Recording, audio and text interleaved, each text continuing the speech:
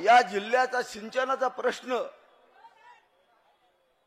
जो गेले 40 वर्ष जाणता राजाला सुटला नाही, तो खटाव माणचा पाणी प्रश्न या राजाने सोडून दाखवला। त्याबद्दल पहिल्यांदा सातारकरांच्या वतीने मी तुमचे आभार मानतो।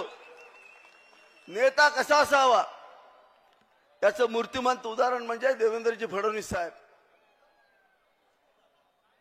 त्यांनी खटाव मंडला पाणी दिलं आणि त्याच्याबरोबर मला एकदा बोलून घेतलं आणि सांगितलं, महेश तुला कृष्णा खोरेच्या उपाध्यक्ष पदाची जबाबदारी सांभाळायची। मला आश्चर्य वाटलं, माझ्यासारख्या एका सामान्य कार्यकर्त्याला आज त्यांनी मला एवढी मोठी जबाबदारी दिली। त्याला मुख्यमंत्री एकनाथजी शिंदे साहेबांनी फडणवीस साहेबांनी सांगितलं, ज्या पद्धतीने कोरेगाव मतदारसंघामध्ये प्रत्येक गावामध्ये सिंचन करून तुम्ही दुष्काळ हटवला, त्याच पद्धतीने संपूर्ण सातारा जिल्हा आम्हाला दुष्काळ मुक्त बघायचंय आणि हे स्वप्न आज त्यांनी पाहिलेलं येत्या 2 वर्षामध्ये आपण पूर्ण करतोय। हा सातारा जिल्हा पूर्णपणे दुष्काळ मुक्त करण्याचं काम आदरणीय देवेंद्रजींनी हातात घेतलेलं आहे। आपल्या सगळ्यांना माहिती आहे, सातारा जिल्ह्यामध्ये पाण्याचं डिफिशिट होतं। हे पूर्ण करण्यासाठी सातारा जिल्ह्यामध्ये नवीन धरण, सोळशीचं धरण 6.13 TMCचं आज या ठिकाणी हातात घेण्यात येत आहे। त्याच्यामुळे सातारा जिल्ह्यातल्या प्रत्येक शेतकऱ्याला पाणी देण्याचं स्वप्न आज या ठिकाणी पूर्ण होणार आहे। राज्य सरकारच्या वतीनं प्रचंड योजना आज या सातारा जिल्ह्याला आलेल्या आहेत। मागच्या वेळेला आम्ही चूक केली साहेब, आमची चूक होती। आमच्या चुकीमुळे राज्यांना थोडस या ठिकाणी माघारी घ्यावी लागली होती, परंतु ही निवडणूक आता जनतेने हातात घेतलेली आहे। जनता सांगते आमचा राजा पुन्हा एकदा देशाचे पंतप्रधान आदरणीय नरेंद्र मोदीजींच्या बरोबर आम्हाला संसदेत पाहायचं आहे। म्हणून आजपर्यंत इतिहास घडवला या सातारा जिल्ह्यानं, तसाच इतिहास पुन्हा एकदा घडवण्यासाठी ही जनता सज्ज आहे। मी आपणा सर्वांना विनंती करतो, आज विरोधकांच्याकडे कुठलाही विकासाचा मुद्दा नाहीये। 40 वर्षामध्ये त्यांनी काही केलंच नाही, पण आमच्या सातारा जिल्ह्यातली संस्था, शैक्षणिक संस्था सुद्धा ह्या लोकांनी सोडली नाही। या सगळ्यांना उत्तर द्यायची वेळ ही आहे। हा जो उमेदवार पुढे यांनी दिलाय, एक फरार गुन्हेगार उमेदवार आज या सातारा जिल्ह्यातल्या यशवंतराव चव्हाण साहेबांच्या विचाराच्या जिल्ह्याला दिला, तर यांना उमेदवार मिळत नव्हता का? आपण जर या उमेदवाराचं घोषणापत्र पाहिलं तर त्याच्यामध्ये त्यांनी दाखवलंय, आणि या उमेदवारानं तिथं जाहीर केलंय, त्याच्यावरती लागलेली कलम जाहीर केलेली आहेत 406, 409, आणि त्याच्यामध्ये लिहिलंय मी 420 पण आहे असं लिहिलेलं आहे त्याच्यामध्ये।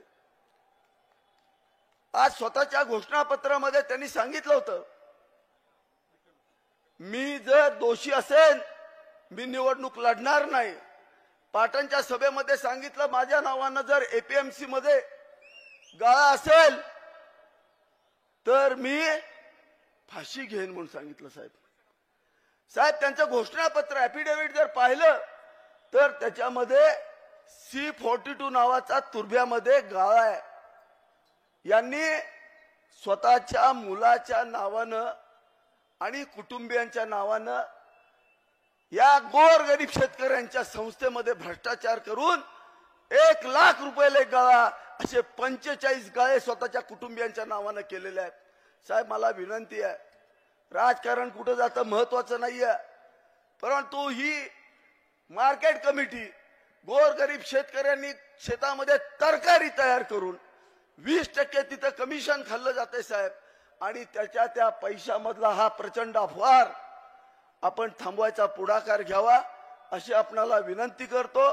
आणि जनतेला विनंती करतो, जी व्यक्ती माथाडी कामगारांच्या घरांसाठीचं त्यांचं शोषण करते, त्यांच्या पगाराचं शोषण करते, महिलांना सुरक्षित ठेवू शकत नाही, किंबहुना शेतकऱ्यांच्या शेतामध्ये पिकणाऱ्या तरकारीवरती कमिशन खाते असा उमेदवार कधीही सातारा जिल्हा निवडून देऊ शकणार नाही, हा ठाम विश्वास आम्हाला आहे.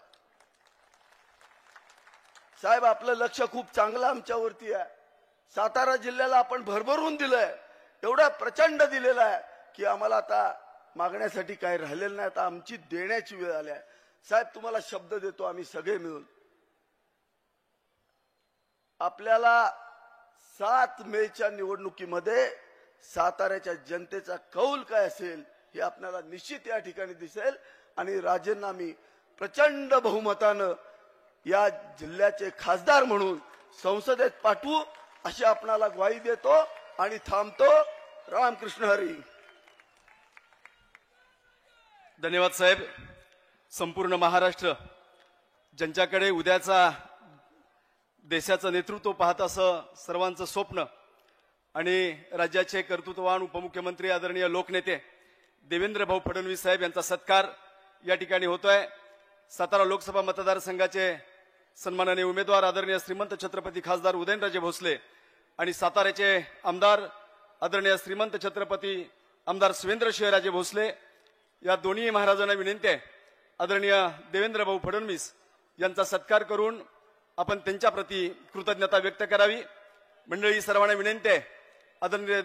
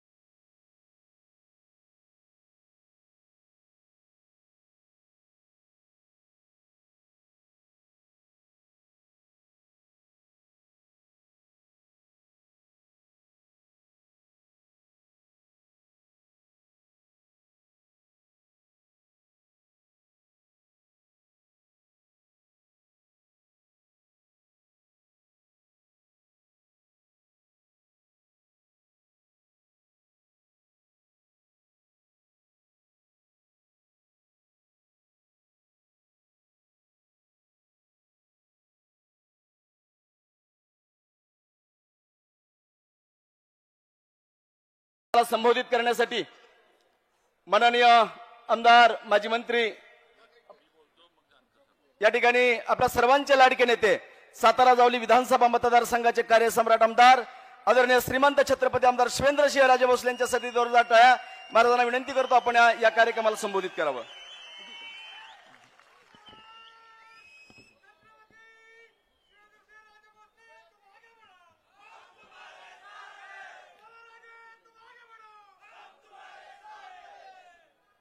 छत्रपती शिवाजी महाराज की, छत्रपती शिवाजी महाराज की जय भवानी, जय भवानी. भारत माता की, भारत माता की. संतोष खनसे आता बोलताना एकदम माजी मंत्री म्हटलं मला कधी हे हो नाही, मला मिळालं पण नाही, मिळेल का नाही हा पुढचा विषय. निर्णय करणारे एकमेव इथंच आहेत, काय ज्यावेळेला करतील नाही करतील त्यांच्यात आहे. पण आपण सगळे त्यांच्या बरोबर आहे एवढं लक्षात ठेवायचं सगळ्यांनी. आज सातारा लोकसभा निवडणुकीच्या प्रचाराच्या निमित्तानं महायुतीचे आपले उमेदवार श्रीमंत छत्रपती उदयनराजे भोसले यांच्या प्रचारासाठी आज ही सभा या साताऱ्याच्या अगदी हृदयामध्ये आपण म्हणूया या तालीम संघाच्या मैदानावर ही सभा आज इथं पार पडतीये. आणि आज आपण आलोय कशासाठी आणि कुणासाठी, तर आपण आलोय आपल्या नेत्याचं ऐकायला, ज्यांनी आपल्याला भरभरून दिलं, ज्यांनी आपल्यासाठी राज्याच्या तिजोरीची दारं पूर्णपणे उघडी ठेवली आणि सातारकरांना सातारा तालुका, जावळी तालुका या सगळ्यांना कोट्यावधीचा निधी वेगवेगळ्या कामांसाठी वाटला. त्या आपल्या नेत्यांना मान्य देवेंद्रजी फडणवीसांना आपण ऐकायला आलोय आणि त्यांचं आपल्याबद्दल असणारी संकल्पना ही आपल्याला त्यांच्याकडनं समजून घ्यायची आहे. त्यामुळं माझी विनंती आहे की सगळ्यांनी एकदा हात वर करून फडणवीस साहेबांसाठी जोरदार टाळ्या वाजवाव्यात आणि त्यांचं स्वागत साताऱ्यामध्ये सगळ्यांनी करावं. त्याचबरोबर या प्रचार सभेसाठी उपस्थित असलेले आपले महाराष्ट्राचे ग्रामविकास मंत्री आणि आमचे सर्वांचे मार्गदर्शक मान्य नामदार गिरीश भाऊ महाजन, आपले पालकमंत्री मान्य नामदार शंभूराज देसाई, त्याचबरोबर आपले उमेदवार आणि जे येत्या 7 तारखेला मतदान घेऊन गुलाल हा भारतीय जनता पार्टी आणि महायुतीच्या कार्यकर्त्यांवर ज्यांच्यामुळे पडणार आहे ते श्रीमंत छत्रपती उदयनराजे भोसले, मान्य माझे सहकारी मित्र आणि आपले आमदार महेशदादा शिंदे, त्याचप्रमाणे माननीय महादेवजी जानकर साहेब, त्याचप्रमाणे आपले शिवसेनेचे मान्य चंद्रकांत जाधव, मान्य एकनाथजी ओंबळे, त्याचप्रमाणे मान्य राष्ट्रवादीचे मान्य अमितदादा कदम, आरपीआय आटोले गटाचे अध्यक्ष जिल्ह्याचे मान्य आपले अशोक बापू गायकवाड, अण्णा वायदंडे, आमच्या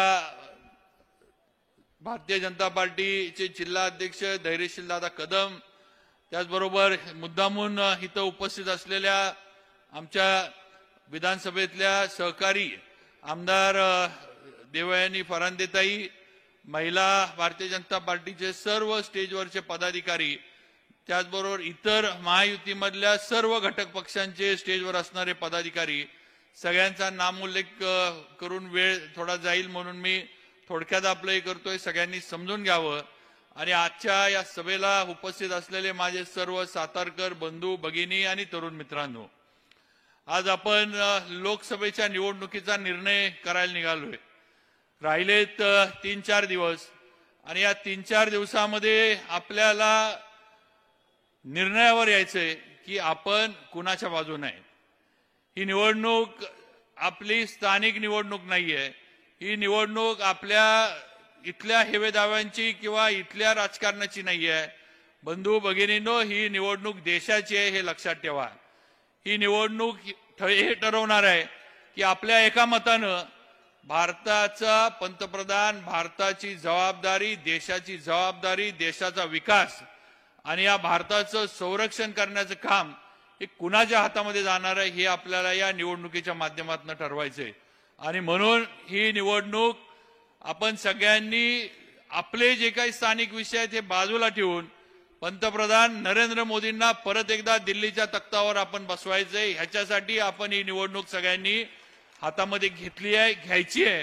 हे सर्व उपस्थित माझ्या तमाम बंधू भगिनींना, मतदार बंधू भगिनींना मला सांगावंसं वाटतंय. आज गेल्या 10 वर्षामध्ये पंतप्रधान नरेंद्रजी मोदी यांच्या माध्यमातून जे काम देशामध्ये झालंय, अगदी देशातच नाही तर जे काम विश्वामध्ये त्यांनी करून दाखवलंय, एक युगपुरुष म्हणून पंतप्रधान नरेंद्र मोदी हे आपल्या विश्वामध्ये आणि आपल्या याच्यामध्ये ओळखले जातात. ही वस्तुस्थिती आपण लक्षात घेतली पाहिजे. त्यामुळं बंधू भगिनींनो, नुसती पंतप्रधान नरेंद्र मोदींच्या नेतृत्वाची गरज ही नुसती आपल्याला नाही आहे, नुसती आपल्या भारताला नाही आहे, तर विश्वाला आहे, हे आपण सगळ्यांनी लक्षात ठेवा. आज जे विश्वातले अनेक ठिकाणचे जे आपण जे काही वाद विवाद तंटे कॉन्फ्लिक्ट ज्याला आपण म्हणतो, जिथं जिथं लढाया चालल्यात, आज तिथं तिथं UN सारख्या संस्थेकडनं पण पंतप्रधान नरेंद्रजी मोदी यांना विनंती केली जाते की तुम्ही याच्यामध्ये लक्ष घाला आणि तुम्ही या देशांमध्ये समेट घडवून आणा. एवढं मोठं नेतृत्व आज आपल्या इथं आहे आणि या नेतृत्वाला मतदान करण्याची आपल्याला संधी ही उदयनराजेंच्या माध्यमातून मिळतीये, हे सगळ्यांनी लक्षात घेतलं पाहिजे. आपण थेट पंतप्रधानांना मतदान इथनं करू शकत नाहीत, आपले ते उमेदवार नाहीत म्हणून, पण उदयनराजांना मत द्यायचं, कमळाला मत द्यायचं म्हणजे पंतप्रधान नरेंद्र मोदी यांना मत द्यायचं, हे आपण सगळ्यांनी लक्षात घेतलं पाहिजे. आणि म्हणून माझी आपल्याला विनंती आहे की विरोधक काय सांगतात, विरोधक काय बोलतात किंवा काय आरोप करतात, ह्याच्याकडं आता लक्ष द्यायची गरज नाही. आपल्याला एवढं बलाढ्य नेतृत्व पंतप्रधान नरेंद्रजी मोदींच्या माध्यमातून मिळालंय, त्यामुळं आपल्याला विरोधकांकडं आणि जी काय महाविकास आघाडीचं जे काही इथलं चाललेलं जे काही राजकारण आहे ह्याच्याकडं बघण्याची गरज नाही, हे या निमित्तानं आपल्याला सगळ्यांना सांगावंसं वाटतंय. आज जसं पंतप्रधानांनी देशावर लक्ष ठेवलंय, तसं बंधू भगिनींनो देवेंद्रजी फडणवीसांनी आपल्यावर लक्ष ठेवलंय, हे पण विसरून चालणार नाही. आज या आपल्या महाराष्ट्राच्या नेत्यानं, या तरुण नेतृत्वानं आपल्याला भरभरून देण्याचा निर्णय किंवा भरभरून देण्याचं काम केलंय, हे सगळ्यांनी लक्षात ठेवा. आज आपल्या इथं नगरपालिकेच्या माध्यमातून होणारी कामं, आज आपल्या अगदी जो कासचा रस्ता एवढा आपण आता सगळेजण जे आता सातारगड म्हणून प्रेमात आहे सगळे त्या रस्त्याच्या, तो असेल, आपल्या अजिंक्यतारा जी आपल्या सातारची अस्मिता आहे, जी आपल्या सातारची ओळख आहे, त्या अजिंक्यताऱ्याचा रस्ता असेल, किंवा आपल्या सगळ्यांसाठी म्हणजे शहरामध्ये तर कोट्यावधीचा निधी फडणवीस साहेबांनी आपल्याला दिला, हे आपण लक्षात घ्या. म्हणून आता वेळ आलेली आहे की आता इकडं तिकडं बघायचं नाही. आता एकमेव निर्णय, कमळ आणि कमळासमोरचं बटन दाबायचं आणि महायुतीला विजयी करायचं. बाकी जास्त इथं बोलण्यापेक्षा आपल्याला खरं म्हणजे फडणवीस साहेबांचं ऐकायचंय. फडणवीस साहेबांचे विचार काय आहेत, फडणवीस साहेब देवेंद्रजी आपल्यासाठी काय करू इच्छितात, हे आपल्याला सगळ्यांना खरं म्हणजे ऐकायचंय. पण मी आज आपल्या सर्वांच्या वतीनं इथं माझे नेते देवेंद्रजी फडणवीस यांना शब्द देतो की साहेब, या सातारा जावळी मतदारसंघातनं मोठ्या मताधिक्यानं आम्ही उदयनराजांना मताधिक्य देऊन निवडून देऊ. आपण टाकलेला विश्वास आम्ही 100% सार्थ करून दाखवू. हा शब्द माझ्या सातारकरांच्या वतीनं, जावळीकरांच्या वतीनं मी देऊ इच्छितो. साहेब, दोन्ही तालुके हे इतिहासामध्ये नोंद असणारे तालुके आहेत आणि इथल्या शब्दाला किंमत आहे, हे आपण लक्षात ठेवा. आमचे इथले मावळे जे आहेत, जे छत्रपती शाहू महाराजांनी या सातारची राजधानी म्हणून स्थापना केली, या शाहूनगरीमध्ये राहणारे आमची सगळे मावळे असतील किंवा जावळी सारख्या पराक्रमी तालुक्यामध्ये असणारे माझे डोंगर कपारीतले मावळे असतील, साहेब आम्ही कुठल्याही आमिषाला, कुठल्याही याला भूल तापांना बळी पडणार नाही. फक्त आपला विश्वास आमच्यावर कायम राहू दे. पुढच्या आमच्या काही या तालुक्यासाठी, या शहरासाठी संकल्पना आहेत, त्या संकल्पना पूर्ण करण्यासाठी आम्हाला तुम्ही साथ द्या. मग आमची सातारची MIDC असेल, आमचं जावळी तालुक्यातलं बोंडारवाडीचं धरण असेल, किंवा आमचं सातारा शहरातल्या नागरी सुविधांबद्दलचं आम्हाला काही निधी रस्ते कॉन्क्रिटीकरणासाठी दिला, पुढचे काही आमचे प्रस्ताव आहेत त्याच्यासाठी आपली लागणारी मदत असेल, किंवा अगदी केंद्र सरकारकडनं आम्हाला रेल्वेची चांगली आणि सातारकरांना उपयोगी पडेल अशी रेल्वेची कनेक्टिव्हिटी देण्याचं काम हे आपल्या माध्यमातून आम्हा सातारकरांसाठी व्हावं, ही एक सातारकर म्हणून आपल्याकडनं अपेक्षा या प्रचार सभेच्या निमित्तानं नक्कीच मी ठेवू इच्छितो. IT पार्क आम्हाला मिळावा, ही एक आमची सगळ्यांची आहे, कारण आम्ही पुण्याच्या फार जवळ आहेत. आज आमची मुलं मुली इथून शिकतात आणि पुण्याला जाऊन नोकऱ्या करतात. आज त्यांचे आई वडील साताऱ्यात राहतात आणि आई वडिलांना हे वाटतं की आपली मुलं जवळ असावीत, पण आम्ही थोडं मागं पडलो, आम्ही थोडं कमी पडलो म्हणा, पण आम्हाला आता न्याय आपल्या माध्यमातून सातारकरांना या बाबतीमध्ये मिळाला पाहिजे, हे अगदी प्रामाणिकपणे या ठिकाणी आपल्यासमोर मांडायचं किंवा मान्य करावं लागेल. त्यामुळे त्याच्यामध्ये आपण लक्ष घालावं. याचा उल्लेख महेश दादांनी केला की पाणी खटाव मान सारख्या दुष्काळी तालुक्यांना दिलं. साहेब, आमच्याच लोकांनी त्याग करून खटाव मानला पाणी दिलं. आज आमचा सातारा तालुका हा त्याग करणारा तालुका आहे. एकीकडे आमचं जावळीमध्ये कनेर धरण झालं, त्याचं पाणी सांगलीला गेलं. दुसरीकडे आमच्याकडे उरमोडीचं धरण झालं, साहेब, त्याचं पाणी खटाव मानला गेलं. पण आम्हाला वाईट वाटत नाही, आम्हाला समाधान आहे की आमच्या दुष्काळी तालुक्यातल्या भावंडांना आमच्या इथलं पाणी देऊन त्यांना आम्ही कुठेतरी चांगल्या ह्याच्यामध्ये आणू शकलो, ह्याचा नक्कीच आम्हाला अभिमान आहे. आणि म्हणून कैलासवासी भाऊसाहेब महाराजांचा इथं उल्लेख करणं गरजेचं आहे, कारण त्यांनी हा प्रकल्प खऱ्या अर्थानं मार्गी लावला. साहेब, आमची दुसरी एक विनंती आहे की काही आमचा सातारा तालुक्यातला भाग सुद्धा वंचित राहिलाय, काही आमचा सातारा तालुक्यातला भाग सुद्धा पाण्यापासून बाजूला राहिलाय. त्यामुळे याच्या बाबतीत सुद्धा आपल्या माध्यमातून आमच्या लावंगर योजनेचा पुढं निर्णय असेल किंवा इतर आमच्या योजनांचे निर्णय असेल साताऱ्यातली, ते आपण लावून द्यावं आणि आम्हाला खऱ्या अर्थानं न्याय द्यावा. आम्ही कायम आपल्या बरोबर आहोत. या तालुक्याला निष्ठा ठेवणं आणि निष्ठा पाळणं ही सवय या तालुक्याला कायम आहे. हा तालुका आणि या तालुक्यातला मतदार कधी दगाफटका करून कुठेही गेला नाही आणि आज सुद्धा भारतीय जनता पार्टीच्या मागं आणि आपल्या मागं या तालुक्यातला मतदार, या भूमीतला मतदार, या विधानसभा मतदारसंघातला मतदार हा 100% राहील, हे आपल्याला या ठिकाणी खात्री देतो. माझं आपल्याला सगळ्यांना विनंती आहे की महाविकास आघाडीकडनं जो प्रचार चालतो ह्याच्याकडं लक्ष देऊ नका. आज त्यांचं एकच आहे की आपल्याला गोंधळामध्ये टाकून द्यायचं. सातारमध्ये आलं की म्हणायचं कोरेगावला महेशदादांचं आणि आमचं ठरलंय की महेशदादा आमदारकीला आणि शशिकांत शिंदे खासदारकीला, असं आमचं ठरलंय. इथं आलं की म्हणायचं शिवेंद्र बाबांना आम्ही काय त्रास देणार नाही, पण आम्हाला तुम्ही मदत करा. परत वाईला गेलं की म्हणायचं आमचं आणि वाईमध्ये आमचं ठरलंय, आम्हाला वाईमध्ये मताधिक्य मिळणार आहे. इकडं पाटणला गेलं की म्हणायचं शंभूराजे आम्हाला तसं आत्न का होईना पण राजे आम्हाला सहकार्य करतात. असं गोंधळून टाकायचं काम फक्त आपल्या, ज्याला आपण आपल्या स्थानिक भाषेत म्हणतो ना की पायात साप सोडण्याचं काम, हे महाविकास आघाडीकडनं चालू आहे.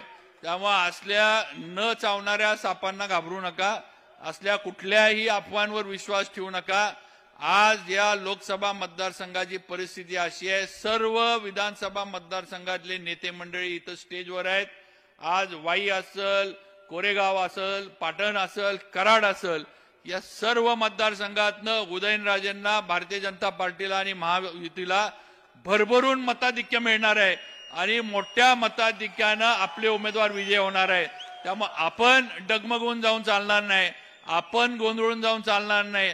आपली जबाबदारी आहे की आपलं मताधिक्य सातारा जावळीचं, सातारा शहराचं या लोकसभा मतदारसंघामध्ये सगळ्यात एक नंबरचं पाहिजे, एवढं लक्षात ठेवा आणि त्याप्रमाणे 7 तारखेला कामाला लागा, एवढीच विनंती करतो. उदयनराजेंचं चिन्ह लक्षात ठेवा, कमळ, कमळाच्या समोरचं बटन दाबून उदयनराजेंना आणि आपले देशाचे पंतप्रधान मोदीजींना परत एकदा ताकद द्या, एवढीच विनंती करतो आणि थांबतो. जय हिंद, जय महाराष्ट्र. धन्यवाद बाबा. माझी नाही आणि भावी नाही, कधीतरी महाराष्ट्राचे विद्यमान मंत्री म्हणून माझ्या तोंडातून आपला उल्लेख व्हावा हे स्वप्न सातारची जनता पाहते. ही गोष्ट आदरणीय देवेंद्र भाऊ आपल्यापर्यंत पोहोचावी अशी विनंती आहे. बाबांनी काल भूमिका घेतली, जे माझे ते पक्षात, जे पक्षात तेच माझे, आणि म्हणून त्याला उदंड प्रतिसाद मिळतोय. सातारा जिल्हा परिषदेचे माजी शिक्षण आणि अर्थ खात्याचे सभापती यांनी बाबांच्या भूमिकेला पाठिंबा म्हणून आज पक्षात प्रवेश करतायत. आदरणीय वसंतराव मानकुमरे भाऊ, सातारा जिल्हा परिषदेचे शिक्षण आणि अर्थ खात्याचे सभापती, हे आज भारतीय जनता पार्टीमध्ये प्रवेश करतायत. त्यांचं स्वागत आपल्या राज्याचे लाडके उपमुख्यमंत्री आदरणीय देवेंद्र भाऊ फडणवीस यांच्या शुभ हस्ते त्यांचं स्वागत होतंय. त्याचबरोबर प्रतापगड सहकारी साखर कारखान्याचे सन्माननीय चेअरमन सौरभ बाबा शिंदे यांचा याच पक्षामध्ये प्रवेश होतोय, त्यांचंही स्वागत होतंय. सातारा तालुक्याच्या पूर्व भागामध्ये होतोय. पिंटू गुरव यांनाही विनंती आहे, आपण पक्षामध्ये प्रवेश करतायत. आदरणीय देवेंद्र भाऊ यांच्या शुभ हस्ते प्रवेश होतोय. आदरणीय देवेंद्रजी फडणवीस यांचा स्पर्श म्हणजे परिसराचा स्पर्श आहे. ज्याला ह्या स्पर्श होतो त्याचं सोनं होतं आणि आपल्या सर्वांचं सोनं झाल्याशिवाय राहणार नाही. आपले अपक्ष सातारा 45 लोकसभा मतदारसंघाचे अपेक्ष उमेदवार सदाभाऊ बागल यांनी आदरणीय श्रीमंत छत्रपती खासदार उदयनराजे भोसले यांना बिनशर्त पाठिंबा दिलेला आहे. त्यांचाही सत्कार आदरणीय देवेंद्रजी फडणवीस साहेबांच्या शुभ हस्ते होतोय. Bouquet bouquet. त्याचबरोबर वीर लहुजी शक्ती सेनेचे जिल्हाध्यक्ष श्री बाळासाहेब जाधव यांनी महाराज साहेबांना पाठिंबा दिलेला आहे. श्री बाळासाहेब जाधव यांना विनंती आपला या ठिकाणी सत्कार होते. सत्काराचा स्वीकार करण्यासाठी पुढे या. वाहतूक संघटनेचे मनोजी साळुंके यांनी देखील जाहीर पाठिंबा दिलेला आहे. त्याचबरोबर आपल्या साताऱ्याचे सुपुत्र सागरजी भिसे यांनी आदरणीय देवेंद्रजी फडणवीस साहेबांना संविधानाची प्रत भेट देण्याचं ठरवलेलं आहे. श्री देवेंद्रजी फडणवीस साहेबांना ही प्रत दिली जाते. सागरजी भिसे यांना विनंती आहे संविधानाची ही प्रत आदरणीय संदीपजी शिंदे, प्रवीणजी धसके यांच्या शुभ हस्ते ही संविधानाची प्रत आदरणीय देवेंद्रजी फडणवीस साहेबांना दिली जाते. संविधानाचं रक्षण हे आमचं कर्तृत्व आहे, यातूनच हे सिद्ध होत आहे. आदरणीय देवेंद्र भाऊ या संविधानाच्या प्रतीचा स्वीकार करतायत. यानंतर या सभेला संबोधित करण्यासाठी मी विनंती करतो रासपचे राष्ट्रीय अध्यक्ष आदरणीय आमदार महादेवजी जानकर साहेब. जोरदार टाळ्या होऊ द्यात.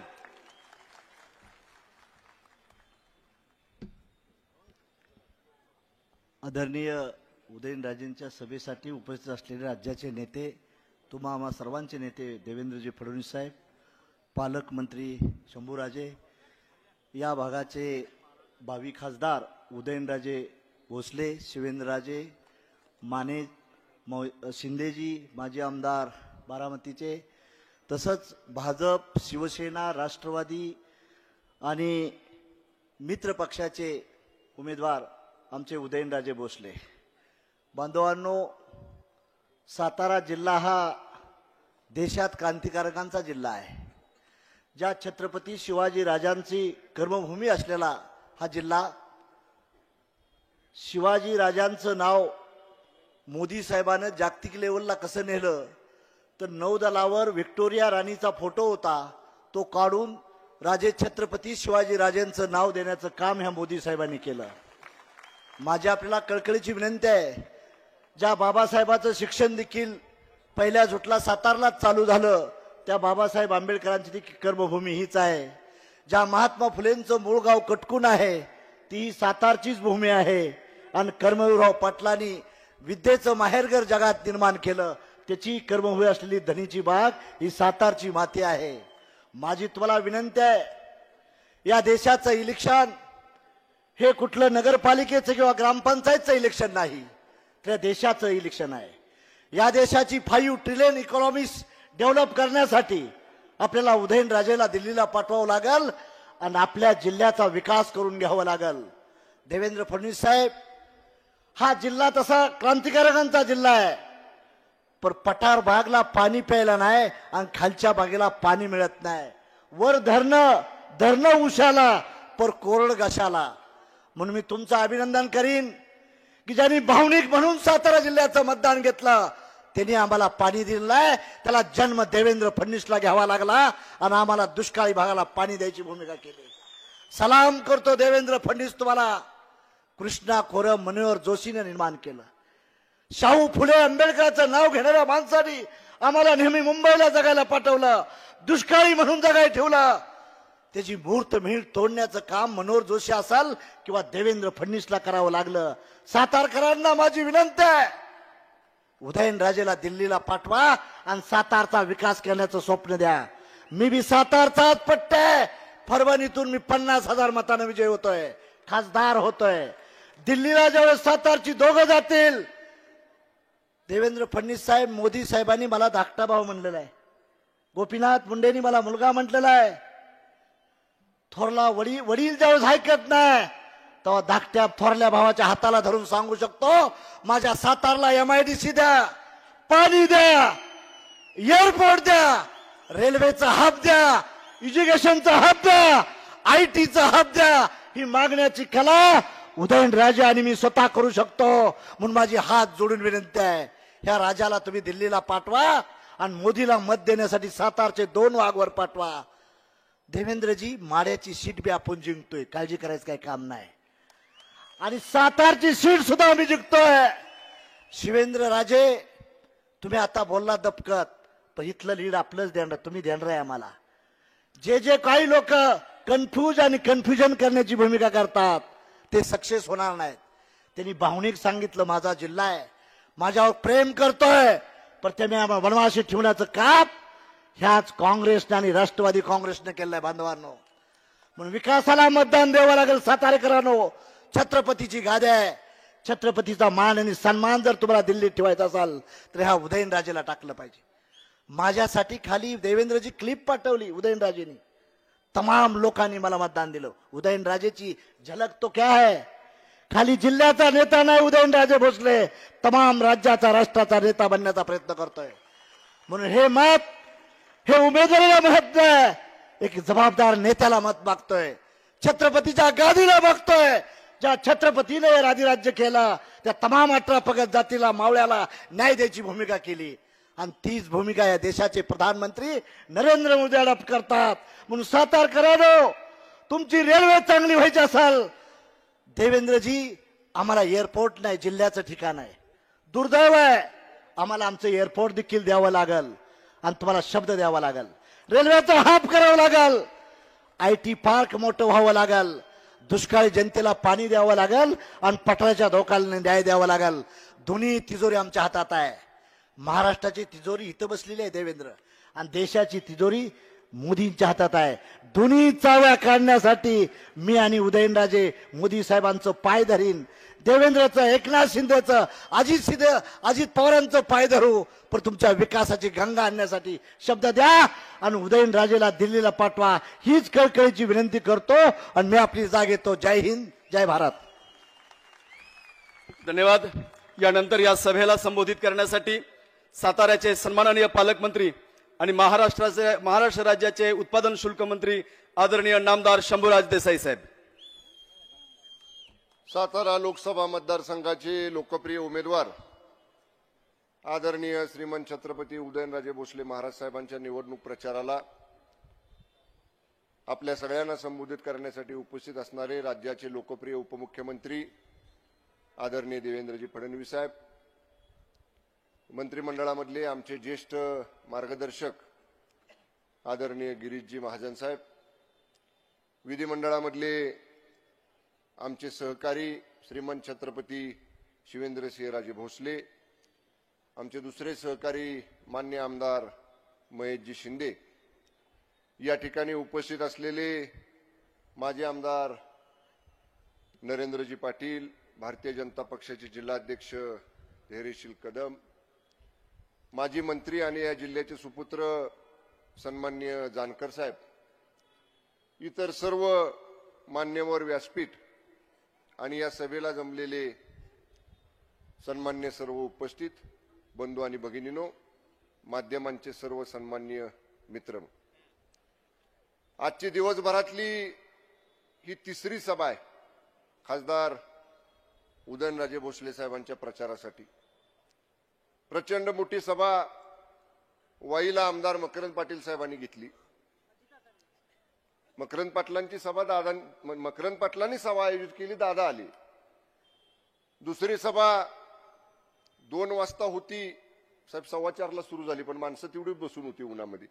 पाटणला सभा होती, ती दुपारी झाली, आणि आज त्या सगळ्या सभेंच्या वरचा कळस सातारची ही सभा संध्याकाळी या ठिकाणी होते.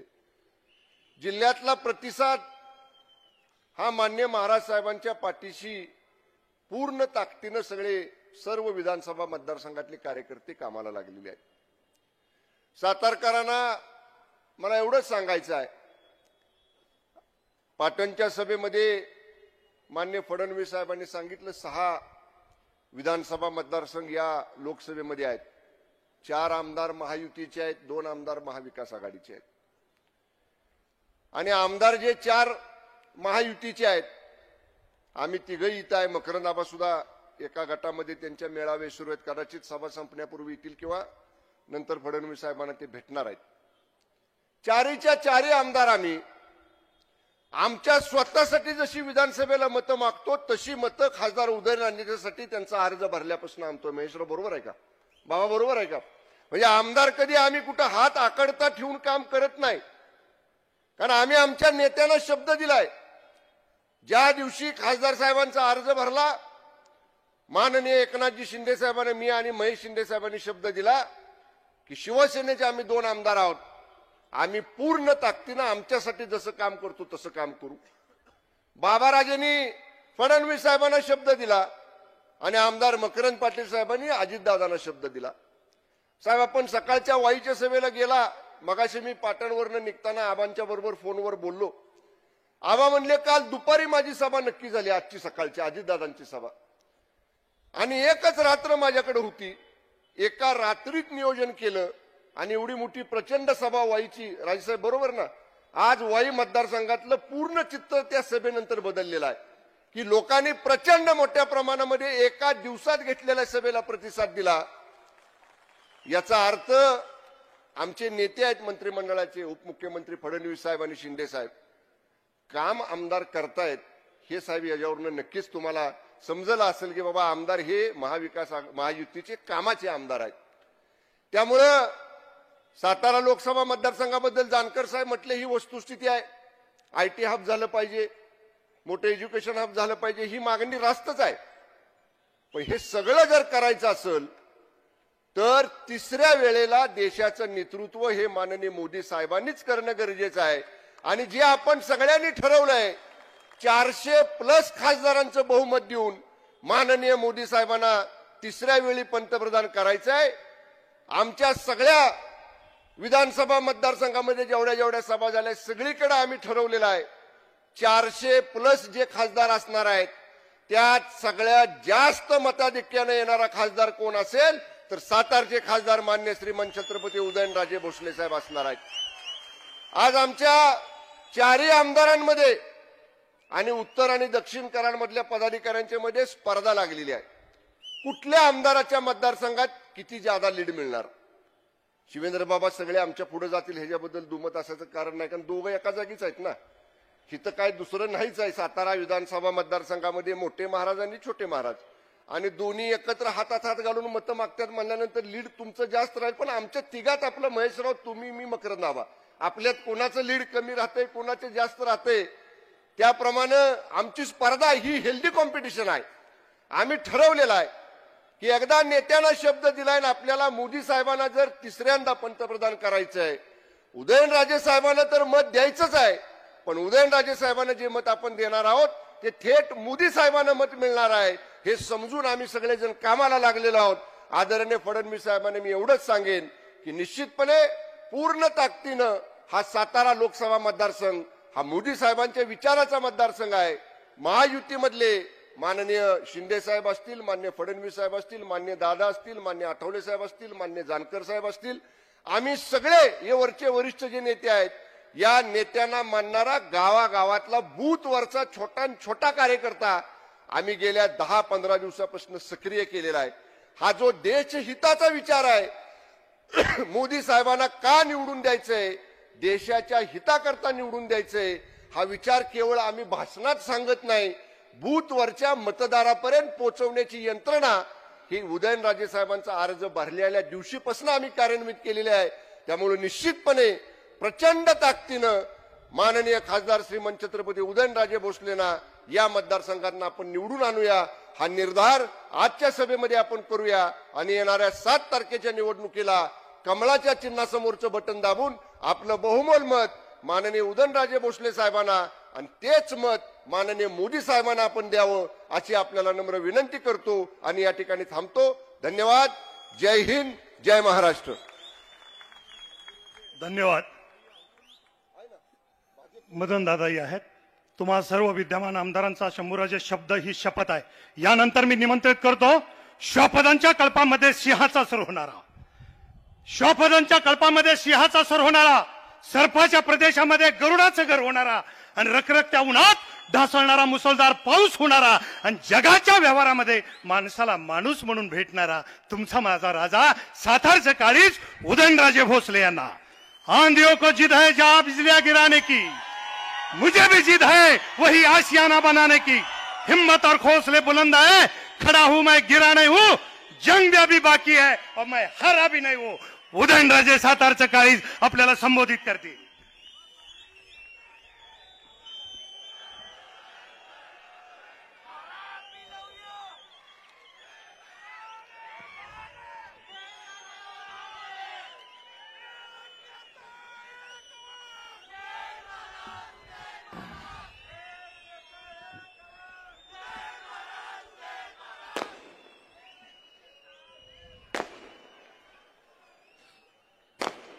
सर्वात प्रथम या ठिकाणी छत्रपती शिवाजी महाराज, आमचे वडील कैलासवासी प्रतापसिंह महाराज, आमचे काकासाहेब भाऊसाहेब महाराज यांना आपल्या सर्वांच्या वतीने विनम्र अभिवादन करतो। आज या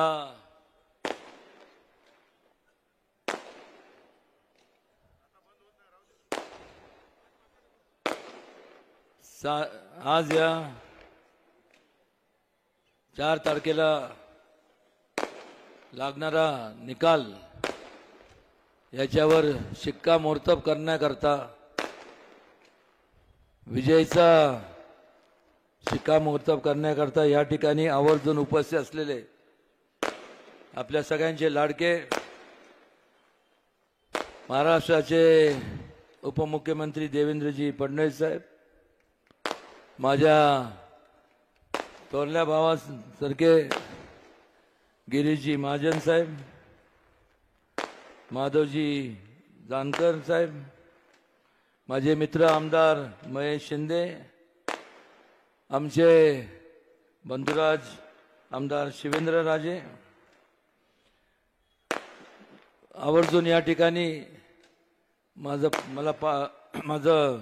प्रचारासाठी उपस्थित असलेल्या आमच्या भगिनी आमदार देवयानी परांदे,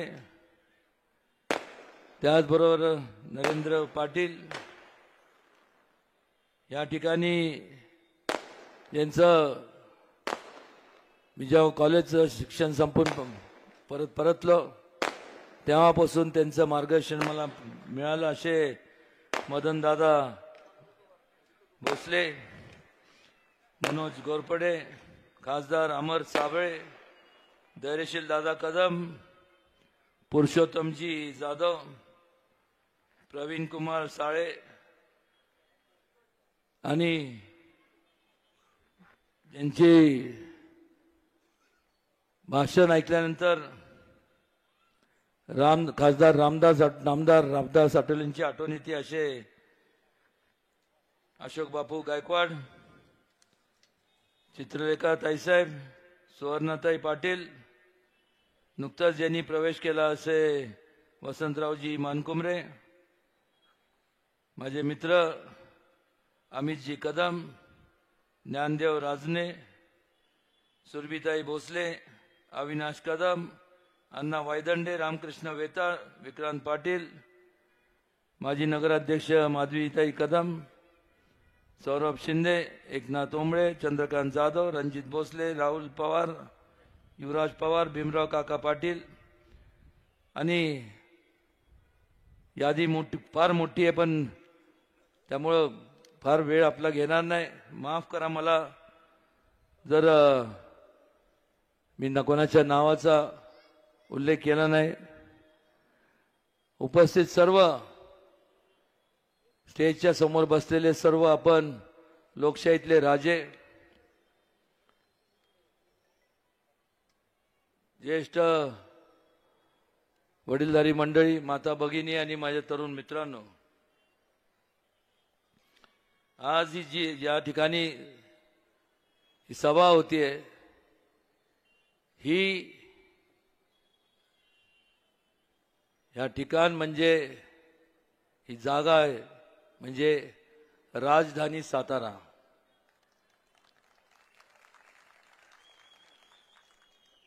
या राजधानीतून अनेक चळवळीचा उगम झाला। स्वातंत्र्याची चळवळ असेल, स्त्रियांच्या शिक्षणाची चळवळ असेल, सत्यशोधक चळवळ असेल, पत्री सरकारची चळवळ असेल आणि त्यामुळं ह्या संपूर्ण राजधानी साताऱ्याने ह्या देशाला एक दिशा देण्याचं काम केलं आणि आज ह्याच भूमीमध्ये त्या काळात छत्रपती शिवाजी महाराज यांनी एक लोकशाहीतला ढाचा रचला.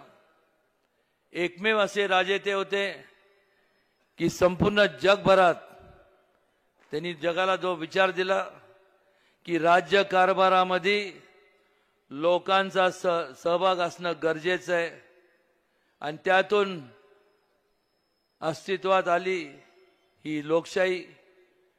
म्हणजे आपला भारत देश जी जगात सर्वात मोठी लोकशाही म्हणून त्याच्याकडे पाहिलं जातं. अशा ह्या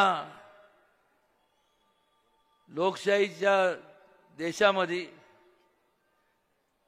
ज्या वेळेस आपल्याला स्वातंत्र्य मिळालं, अनेक त्यावेळेस जवळपास तेव्हापासून आजपर्यंत जवळपास 55 वर्ष काँग्रेसची सत्ता होती.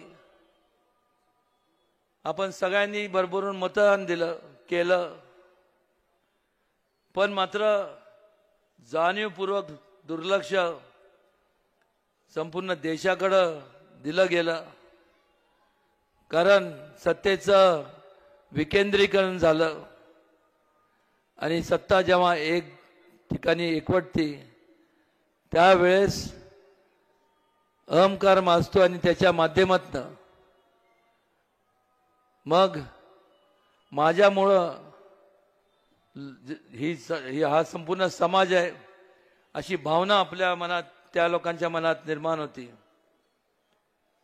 आणि त्यामुळं आपण लोकांना गृहीत धरतो, कुठं जाणार आहे, काय करणार. पण त्या काळात देखील उठाव झाला संपूर्ण देशभरातून. लोकांनी उठाव केला की ज्या हेतूने आम्ही तुम्हाला एवढे वर्ष निवडून दिलं, निदान आम्हाला 2 टाइम जेवण आणि डोक्यावरती आम्हाला एक छत तरी असावं, ही माफक अपेक्षा त्यांची ह्या संपूर्ण देशाच्या जनतेची होती. पण म्हटलं अहंकार एवढा निर्माण झाला होता की हे आपल्याला विरोध करतात. विरोध करत नव्हते, ते आपला अधिकार ते मागत होते. एमर्जन्सी लागू केली, लोकांना तुरुंगात टाकलं आणि संपूर्ण चिरडण्याचं काम पाप यांनी केलं. संविधानाचं गळा कापण्याचं काम केलं आणि त्यातनं मग या गेल्या 10 वर्षाचा कालावधी जर आपण पाहिला, परिवर्तन घडलं. आणि या 10 वर्षाच्या कालावधीत जर काय घडलं असेल तर फक्त सगळ्या ठिकाणी जिथं जाऊ, ज्या ज्या राज्यात जाऊ, त्या त्या राज्यातल्या, त्या त्या जिल्ह्यातल्या, त्या त्या तालुक्यात गेल्यानंतर सगळीकडं विकासाचे कामं चा डोंगर उभं राहिलेला आपल्याला पाहायला मिळतो. महिलांच्या सक्षमीकरण करता, तरुणांच्या रोजगाराबाबतीत मेक इन इंडिया असेल, स्पोर्ट्स असेल, वेगवेगळ्या निर्णय क्षेत्रात अनेक योजना राबवल्या गेल्या. त्याचा फायदा संपूर्ण या देशवासियांना झाला. आणि मग असं वाटतं की त्या काळात का नाही झालं. आज आपण त्या काळात जर ते झालं असतं तर हा देश किती विकसित झाला असता, असा एक मनात विचार येतो. ह्या देशाला, आपल्या देशाला मागास, टेक्निकल दृष्ट्या मागास ठेवण्याचं काम आणि पाप यांनी केलं. मोदींच्या कुशल नेतृत्वाखाली आज आपण पाहतो की गेल्या 5 वर्षात या संपूर्ण जिल्ह्यामध्ये, माझ्या मतदारसंघात जवळपास 10,000 कोटीची कामं मार्गी लागली. ज्यावेळेस स्थिर सरकार असतं त्यावेळेस एक प्रकारचं नियोजन आखलं जातं आणि एक नियोजनबद्ध कार्यक्रम ज्या ठिकाणी असतो त्यावेळेसच लोकांच्या प्रगतीची कामं मार्गी लागतात. एका बाजूला हा विकासाचा पर्व आणि संपूर्ण वेगाने होणारी वाटचाल, आणि दुसऱ्या बाजूला महाविकास आघाडीच्या माध्यमातून कुठल्याही प्रकारचा विकास किंवा काम न करता केवळ भूल थापा, आम्ही हे करू ते करू, 55 वर्षामध्ये काही जमलं नाही तर आत्ता काय करणार. आणि त्यामुळं संपूर्ण अजूनही त्यांचं एक मत त्यांचं पंतप्रधानांच्या उमेदवार कोण ह्याच्यावर होत नाही. ते तर होणार नाहीच, पण मात्र एक मत सुद्धा होत नाही. अत्यंत विस्कळीतपणा, कोणाचा ताळमेळ नाही. आणि अशा परिस्थितीत कुठल्याही प्रगती नाही, अधोगतीच्या दिशेने वाटचाल करताना आपल्याला पाहायला मिळते. आणि म्हणून आपल्याला सगळ्यांना मी विनंती करणार आहे की ज्या वेळेस आपण डेव्हलपमेंटच्या कामांबद्दल बोलतो, टुरिझम इंडस्ट्री असेल, IT पार्क असेल, ज्याकरता आपल्याला मंजुरी देण्यात आलेली आहे, फक्त जागे ह्या खात्याची त्या खात्यावरनं आपल्याला ते बदलून घ्यायची. जसं मेडिकल कॉलेजच्या वेळेस शासनाची जागा पण वेगवेगळ्या खातं वेगळं होतं. नजदीकच्या काळात आपण ते सुद्धा करणार आहोत. हे आपल्या संपूर्ण मतदारसंघातनं, या जिल्ह्यातनं जी नदी जाती त्या नदीचं म्हणजे कृष्णा नदीचं शुद्धीकरण आपण हातात घेणार आहोत. नमो गंगाच्या धर्तीवर जय जय कृष्णे हे आपण त्या माध्यमातून आपण शुद्धीकरण हाती घेणार आहोत. MIDCच्या बाबतीत देखील या ठिकाणी रोजगार मिळण्याकरता शिवेंद्रराजे तर प्रयत्नशील आहेतच, पण त्यात एक विचार विनिमय करून मी आदरणीय फडणवीस साहेबांना विनंती करणार की एक बैठक तुमच्या अध्यक्षतेखाली लावली तर तो सुद्धा प्रश्न सुटण्यासारखा आहे. वेगवेगळ्या आपल्या ह्या संपूर्ण आलं असेल, स्ट्रॉबेरी असेल, हळद असेल, बटाटा असेल, आपल्या ह्या संपूर्ण जिल्ह्यामध्ये त्याकरता संशोधन केंद्र, रिसर्च सेंटर उभे करण्यात येणार आहेत. ॲग्रो प्रोसेसिंग वरती जास्तीत जास्त आपण भर देणार आहोत. आणि हे एक आपण केव्हा करू शकतो, ज्या वेळेस एक सक्षम सरकार असतं, ज्यावेळेस केंद्रात आपलं सरकार आणि राज्यात आपलं सरकार जेव्हा असतं त्यावेळेस सुरळीतपणे कुठलाही अडथळा निर्माण कोणी करत नाही आणि जास्तीत जास्त वेगाने आपण वाटचाल करू शकतो. हे आवर्जून या ठिकाणी मला तुम्हाला सांगावंसं वाटतं. पण मात्र जसं मी सांगितलं की या ठिकाणी जसं मी सांगितलं की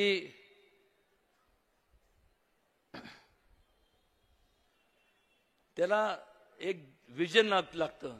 आज ते विजन जर आपण पाहिलं तर ते आपल्याला मोदीजींच्या रूपाने आपल्याला ते विजन मिळालंय.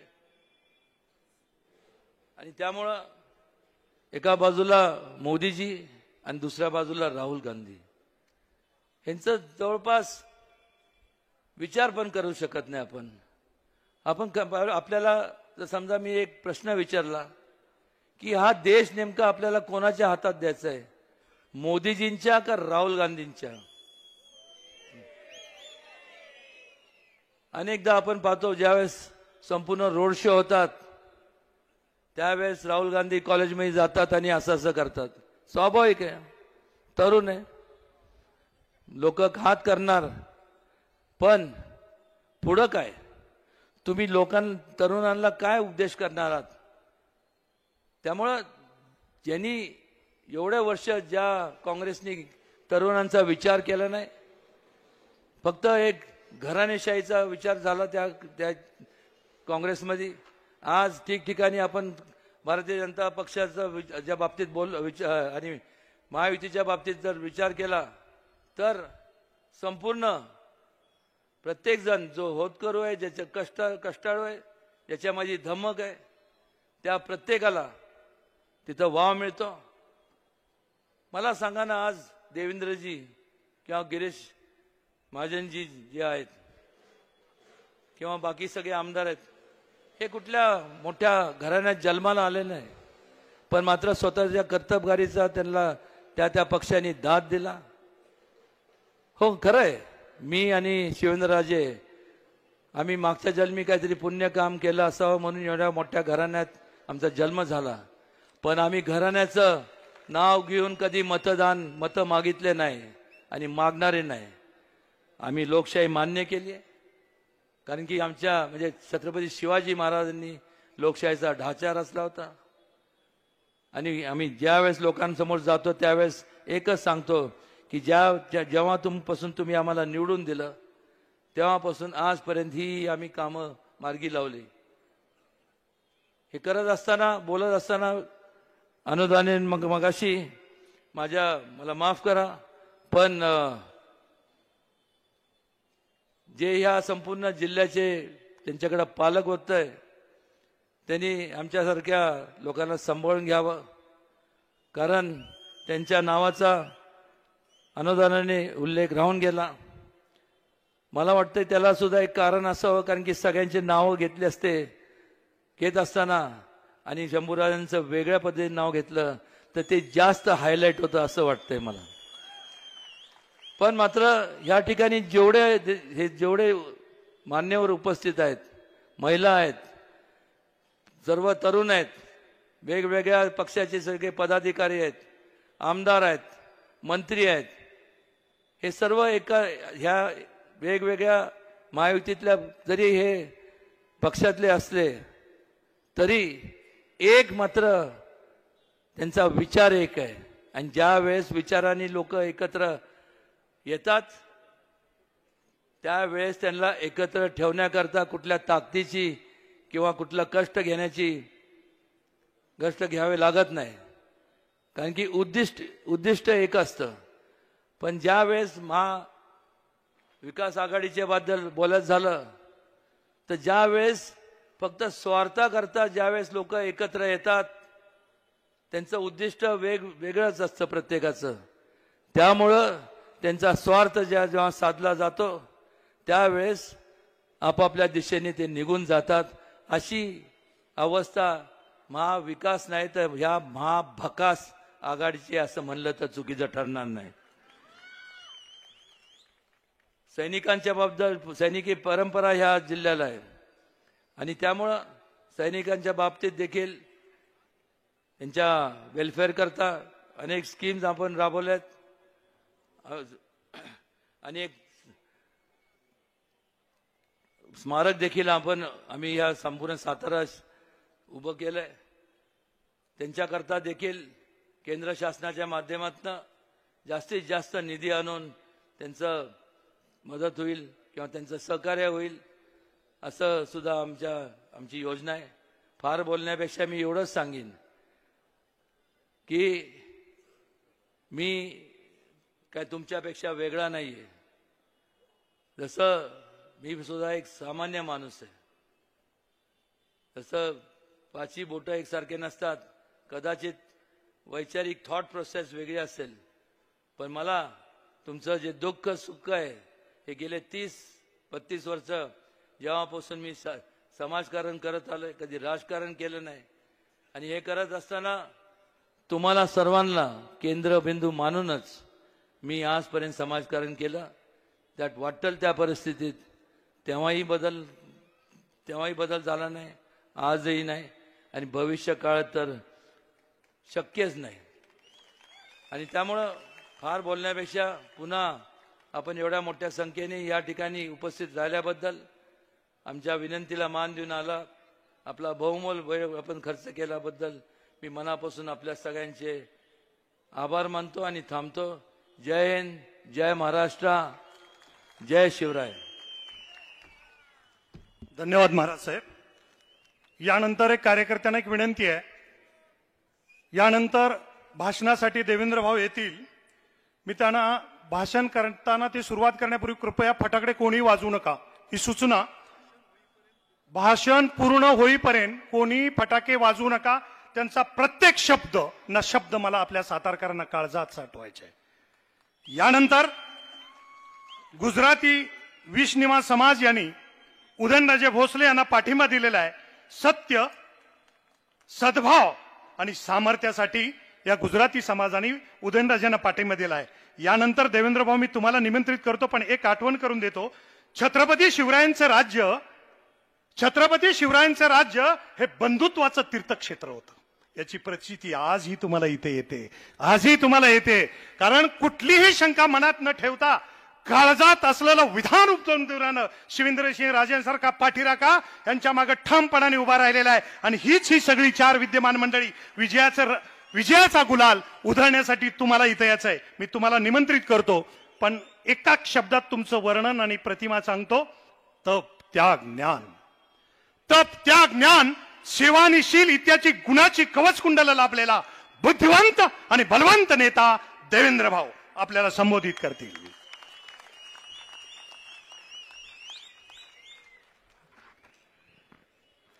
भारत माता की, भारत माता की, छत्रपती शिवाजी महाराज की, धर्मवीर छत्रपती संभाजी महाराज की, जय भवानी, जय जय जय जय जय भवानी,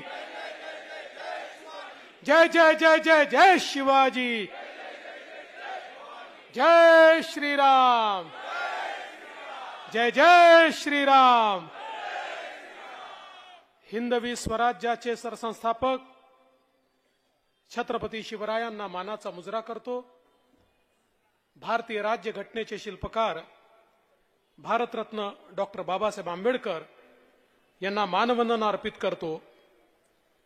या ठिकाणी आजच्या या विराट सभेमध्ये मंचावर उपस्थित असलेले आपल्या सर्वांचे लाडके नेते आणि उमेदवार श्रीमंत छत्रपती उदयन महाराज भोसले, त्याचप्रमाणे या साताऱ्याचे लाडके आमदार श्रीमंत शिवेंद्रराजे भोसले, मंचावर उपस्थित असलेले शंभूराज देसाईजी, गिरीश महाजनजी, महादेव जानकरजी, महेशदादा शिंदेजी, त्याचप्रमाणे आमचे नरेंद्र अण्णासाहेब पाटीलजी, वाई मतदारसंघामध्ये ज्यांनी भारतीय जनता पक्षाची कमान अत्यंत मजबूतीने सांभाळलेली आहे ते आमचे मदनदादा भोसलेजी, आमदार देवयानीताई फरांदे, मनोजदादा घोरपडे, धैर्यशीलदादा कदम, अमर साबळेजी, विक्रांत पाटीलजी, प्रवीणकुमार सालेजी,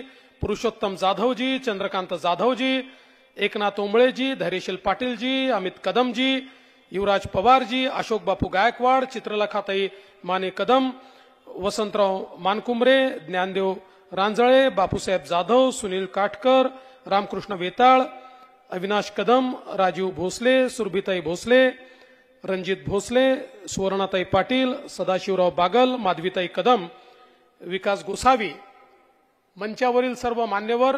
कोणाचं नाव सुटलं असेल तर क्षमा मागतो, लिहिणाऱ्याची चूक आहे, माझी नाही आहे. सगळेच मान्यवर आणि उपस्थित माझ्या सर्व भगिनी आणि बंधूंनो, इतकी विराट सभा पाहिल्यानंतर माझ्या मनामध्ये कुठली शंकाच उरलेली नाही.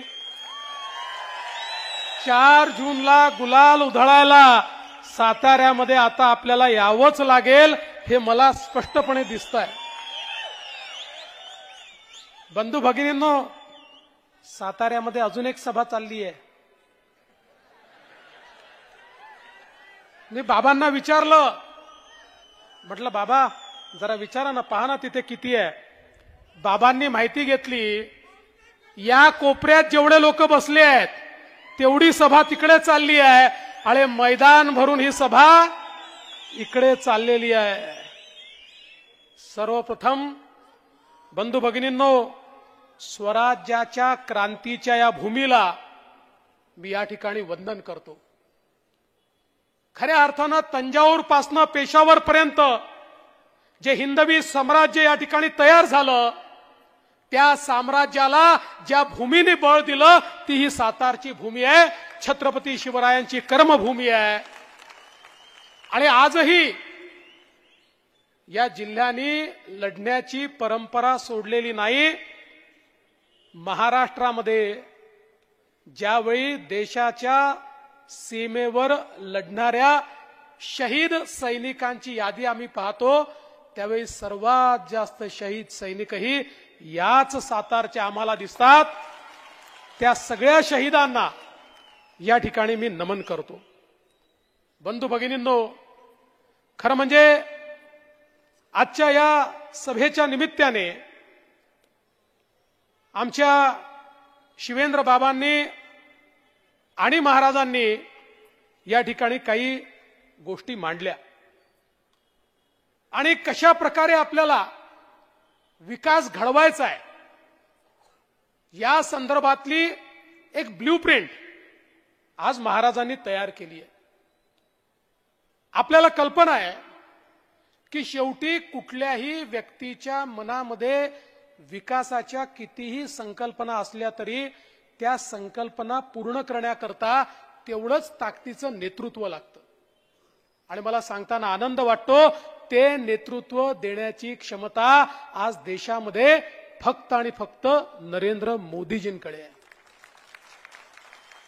आज बाबा तुम्ही ज्यावेळी या ठिकाणी आम्हाला आयटी हब पाहिजे म्हणतात, महाराज आयटी हब पाहिजे म्हणतात, आज तुम्ही याची मागणी का करू शकता माहितीये? मोदीजींनी गेल्या 10 वर्षामध्ये भारताला आयटी कॅपिटल केलं.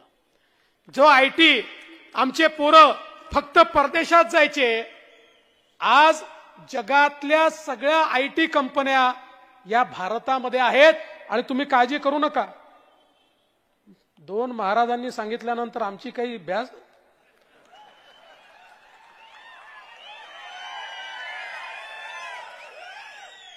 आयटी पार्क असेल, MIDC असेल, इथल्या कॉन्क्रीट रोडची कामं असतील बाबा, किंवा सातारकरांकरता वंदे भारत ट्रेन सुरू करण्याचा विषय असेल, या सगळ्या गोष्टींकरता मोदीजींसोबत आपला प्रतिनिधी लागेल. आमच्या सोबत तर बाबा आहेतच, महाराष्ट्राची एक किल्ली तुमच्याकडे आहेच, पण देशाची किल्ली मिळवायची असेल तर महाराजांना पाठवावं लागेल. मग देशाची किल्ली देखील आपल्याला या ठिकाणी मिळेल. आज आपण पाहतोय महाराष्ट्रामध्ये सरकार आहे बाबा, लामघरचा असेल, बोंडरवाडीचा विषय असेल, तुम्ही लावून धरला, आपण तो केला, त्याच्यामध्ये काही चिंतेचं कारण नाहीये. आज या ठिकाणी आपला प्रतिनिधी नसताना देखील महाराज 10,000 कोटी रुपयाची कामं तुम्ही या ठिकाणी आणली. जर तुम्ही खासदार म्हणून गेलात तर किती शून्य लावायचे? बंधू भगिनींनो, मला या निमित्ताने एवढंच सांगायचं आहे, ही निवडणूक जानकर साहेब म्हणाले तशी साधी निवडणूक नाहीये. ही देशाची निवडणूक आहे. देशाचा नेता आपल्याला निवडायचा आहे. या देशामध्ये सामान्य माणसाच्या आशा, आकांक्षा आणि अपेक्षा कोण पूर्ण करू शकतो, तो नेता आपल्याला निवडायचा आहे. या देशाला सशक्त भारत कोण तयार करू शकतो, हे आपल्याला निवडायचं आहे. या देशाला कोण सुरक्षित ठेवू शकतो, हे आपल्याला निवडायचं आहे. आणि आज ज्यावेळी मतदानाकरता आपण जातो त्यावेळी 2 ध्रुव आपल्याला पाहायला मिळतात. देश वाटला गेलाय, वेगवेगळे पक्ष असतील, पण 2 ध्रुव तयार झाले आहेत. एक ध्रुव म्हणजे विश्वगौरव असलेले, विकास पुरुष असलेले आपले नेते माननीय नरेंद्र मोदीजी आहेत. आणि मोदीजींच्या सोबत एकनाथराव शिंदेजींची शिवसेना आहे, अजितदादांची राष्ट्रवादी आहे, आमच्या जानकरांची रासप आहे, त्या ठिकाणी मनसे आहे, त्या ठिकाणी रिपाई आहे, त्या ठिकाणी पिरिपा आहे, त्या ठिकाणी जनसुराज्य आहे, त्या ठिकाणी वेगवेगळ्या 18 पक्ष आपले हे एकत्रित आहेत. आपली एक महायुती या ठिकाणी आहे. दुसरीकडे काय आहे? दुसरीकडे राहुल गांधी आहेत. 2 ध्रुव आहेत. एकीकडे मोदीजी आहेत, एकीकडे राहुल गांधी. दुसरा चॉईसच नाही आहे. पवार साहेब काही प्रधानमंत्री होणार नाही. उद्धव ठाकरेंचा प्रश्नच उठत नाही. त्यामुळे महाराजांना मत दिलं की मोदीजींना मी इथं, इतर कोणाला मत दिलं तर राहुल गांधींना मी इथं. ज्यांना मोदीजींना मत द्यायचं आहे त्यांच्याकरता महाराज आहे, ज्यांना राहुल गांधींना मत द्यायचं आहे त्यांच्याकरता इतर कोणी आहे. I also love you. पण बंधू भगिनींनो, आज आपण बघा, आपली विकासाची गाडी आहे, या गाडीचं मजबूत इंजिन मोदीजी आहे. आणि या वेगवेगळ्या पक्षाच्या बोग्या डब्बे या आपल्या विकासाच्या इंजिनला लागले आहेत. आणि ही विकासाची गाडी कशी आहे?